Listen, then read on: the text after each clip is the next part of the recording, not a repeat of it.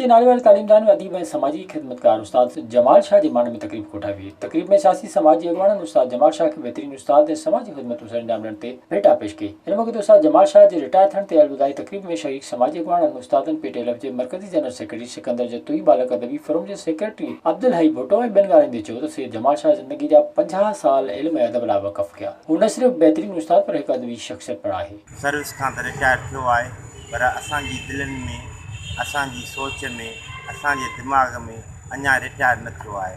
उहो असांजो प्यारो दोस्त, प्यारो उस्ताद, इल्मी अदबी शख़्सियत थी रहियो आहे, जंहिं उस्तादनि खे ऐं स्कूल खे तमामु सुहिणे नमूने हलायो।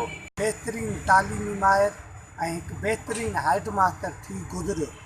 साईं जमाल शाह जो किरदारु जेको आहे हमेशह ईमानदारी, सचाई ऐं मुख़लसी वारो रहियो। हिकिड़ो तमामु बहितरीन शफ़ीक़ उस्ताद रहियो आहे ऐं जंहिं हिन स्कूल खे अचण खां पोइ हिन स्कूल में इलाही बहितरी आंदी। हिन मौक़े ते उस्ताद जमाल शाह ॻाल्हाईंदे चयो त हुन 40 साल क़ौम जे ॿारनि जी ख़िदमत कई। अॼु रिटायर थियण बाद दोस्तनि जी मोहबत ते संदन थोराइतो आहे। विज़िट कयो अवामी आवाज़ मीडिया ग्रुप जी वेबसाइट awamiawaz.pk।